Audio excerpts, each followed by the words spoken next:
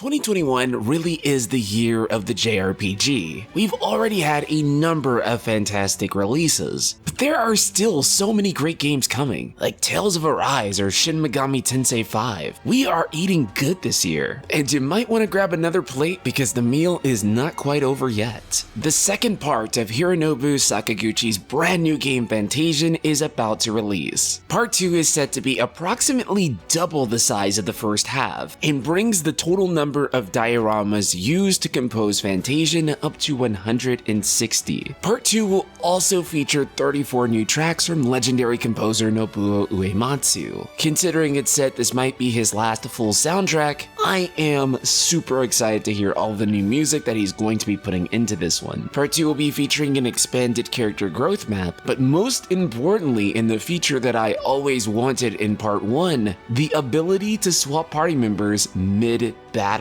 The game's combat always sort of reminded me of Final Fantasy X, but now it really reminds me of FF10, which is pretty high praise considering that 10's battle system is probably my favorite in the mainline series. Oh, and to make things better, it's coming August 13th, like literally this Friday. For those who haven't played Fantasian, it's one of my favorite JRPGs of the past decade. Sakaguchi and his team at Mistwalker proved that they still have the magic. This is a full-length Final Fantasy game, and with the coming of Part 2, it's set to bring the game up to 40 to 60 hours for the full experience. Fantasian feels like the lost PS1 Final Fantasy game. If you are a big fan of FF7, 8, and 9, then you absolutely owe it to yourself to check out this game. Meanwhile, over at Bandai Namco, my most anticipated JRPG of the year, well, other than Endwalker, Tales of Arise, is receiving a demo on August 18th. The demo is going to be available both on PS4 and PS5, breaking the godforsaken trend of PS5 exclusive demos. Look, people cannot find PS5s right now. These games are cross-gen anyway, just make the demo available on PS4. But in either case, this demo is set to let you explore what Tales of Arise has to offer, including battles, boss fights, camping, cooking, skits, and side quests. Even better, all characters will be playable within the demo too, which is great because personally, I'm a big fan of the Shield Lady, and you can absolutely believe I'll be streaming this one over on twitch.tv/thenightskyprince. So please go ahead and reserve a seat now. So with all this great JRPG news, things can possibly get even better, right? And yet somehow it does get even better. Xenoblade Chronicles 3 is heavily rumored to be in development and could be revealed soon. This all started when the voice actress for Best Girl Melia accidentally let some stuff slip during an interview. What they're saying, and I think they're going to do another. Common knowledge? Don't know. Yeah, I think they're gonna do another. Don't know if I'm allowed to say that. I'm gonna go off on a whim and say that you were definitely not supposed to say that. Reliable source and industry insider Imran Khan also chimed in with information that he had. For those who don't know, he's also the same guy who detailed Strangers of Paradise Final Fantasy Origin before it was announced. With him saying, quote, Coleman's quote has caused rumors to stir over the weekend of a new Xenoblade Chronicles currently in development. According to our sources here, we can indeed confirm that to be the case. Moreover, the game is nearing its final stages of development, but its release date may be held back for any number of reasons. And apparently characters from both the first Xenoblade Chronicles and the second will be appearing. With them saying, quote, the ending of the trilogy takes place in the far-flung future, with a few returning characters who have long outlived their human counterparts from both Xenoblade Chronicles and Xenoblade Chronicles 2. This is why Coleman, who plays Melia, would be aware of a third game, as her character is returning, and she more than likely has recorded voice acting for it, which is no surprise considering how long the Hyentia live. I mean, after all, Melia is 88 in the first game. Originally, the game was set to be revealed earlier this year. Unfortunately, like most good things, it was delayed due to the pandemic, and also difficulties with optimizing the game for Nintendo Switch. With them saying, quote, the game is aiming for more character models on screen screen at once than any previous title, accounting for both playable characters and enemies. All of this sounds extremely ambitious, and it's worth noting that if all goes well, the third entry could be released as soon as the first half of next year, which literally means that we may be less than 1 year away from Xenoblade Chronicles 3. I am so excited, and as a massive fan of the first game, I will be checking this one out